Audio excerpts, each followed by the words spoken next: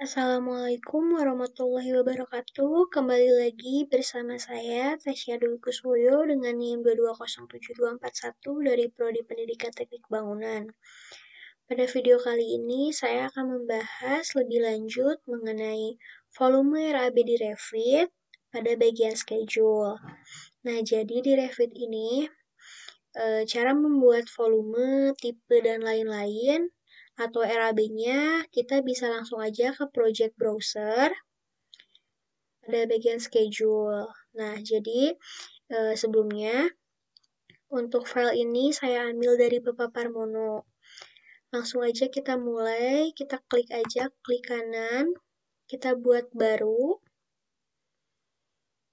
Nah, jadi teman-teman bisa pilih untuk kategori, teman-teman mau pakai apa, atau teman-teman mau menghitung apa. Contohnya struktur. Nah, karena di sini di gambar ini cuma ada kolom, balok, dan plat, kita bisa pilih aja langsung, kita klik floor, langsung aja oke. Nah, sudah. Nah, di sini teman-teman bisa lihat ada file atau kolom data. Teman-teman perlu apa aja. Misalkan contoh untuk di floor, kita memerlukan area, diklik kanan, di add parameter. Terus kita juga perlu volume. Nah, jadi ini tuh bisa masuk ke dalam Excel. Jadi kita bisa, apa ya namanya, bisa sinkronasi data gitu. Nah, selanjutnya kita juga kayaknya perlu tipe. Kita juga perlu level. Oke, nah kita juga bisa memindahkan, misalkan saya perlu levelnya paling atas. Contoh. Oke, sebentar. Nah, sudah ada.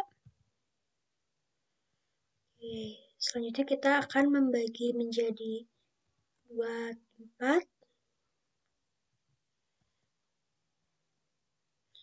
Nah, jadi sebentar. Oke, di sini aja. Nah, jadi properties dan floor schedule itu tuh bersintegrasi. Nah, contohnya mungkin di sini teman-teman bisa klik aja contoh. Oke, sebentar kita pindahkan dulu ini. Bisa kita klik di sini. Nah, di sini langsung pindah level 2 dan di sini juga langsung level 2. Kita pindahkan dulu. Nah, kita klik di floor kedua, floor lantai 3.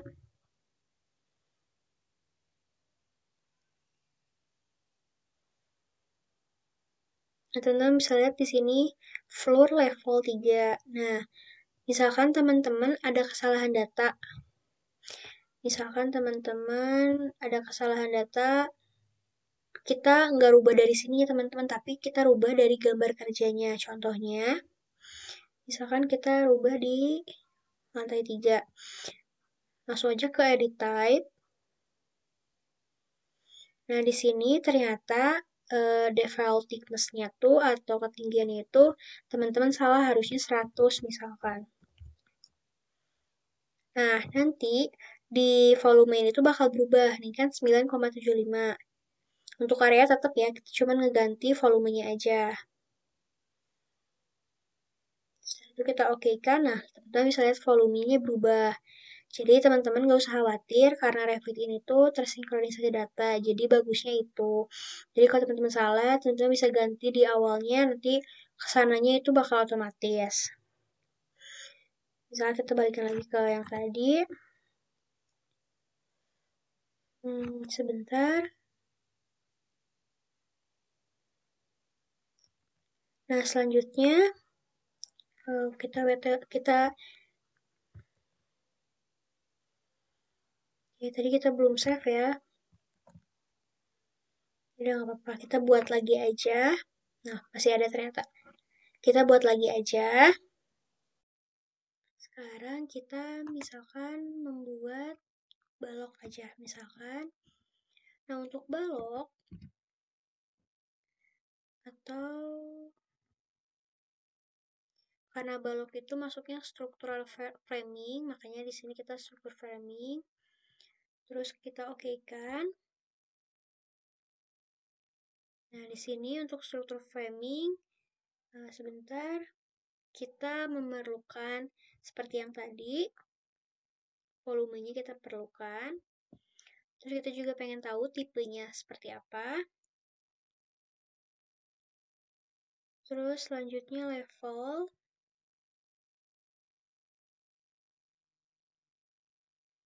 Nah, di sini juga kita masukkan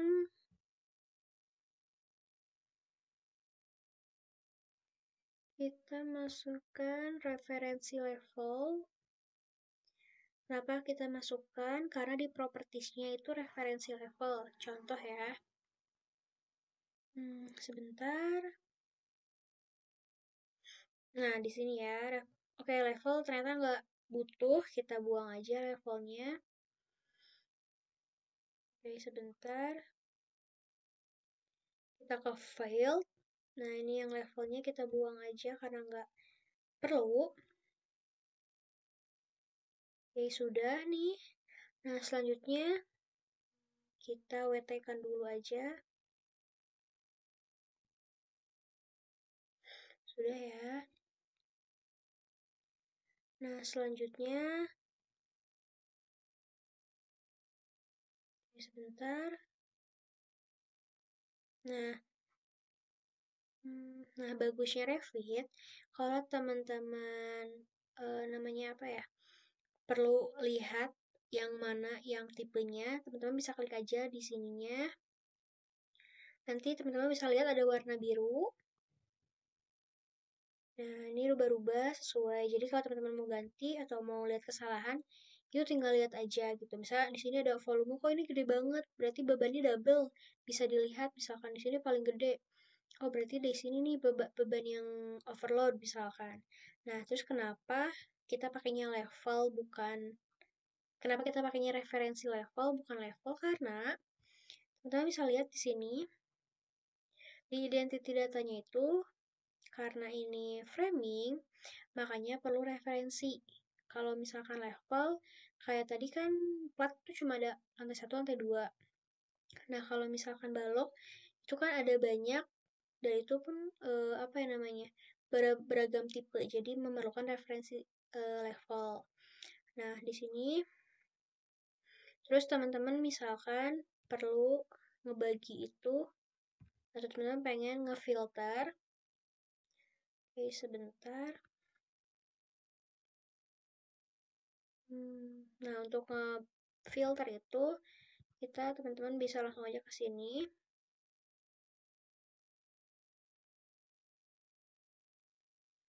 Nih, maksudnya tuh kayak kita perlu volumenya aja, terus kita pengen lebih gede dari siapa, atau yang kayak gimana, atau pengen sejajar, pengen itu, bisa dari sini aja untuk filter. Jadi mungkin sebentar. Lebih jelasnya, filter tuh jika hanya ingin menghitung, gunakan filter material. Jadi kayak karena ini belum ada material, terus material juga cuma sama gitu tipenya. Jadi belum kita gunakan. Nah, di sini juga ada shorting atau grouping. Itu tuh berdasarkan level untuk menentukan tampilan grain total. Nah, maksudnya tuh hasilnya. Misal kita contoh pengen tahu hasil dari volume, kita simpan di bawah misalkan. Terus kita pengen tahu hasilnya aja. Kita buang dulu ya properties. Berarti kita okekan dulu aja. Nah, teman-teman, ada 8 buah. Nah, jadi ini tuh kita atur-atur sendiri, misalnya teman-teman perlunya apa. Misalkan kita ganti, pengen ada titelnya, ada judulnya. Nah, di sini hasilnya, karena di sini lihat dari judulnya.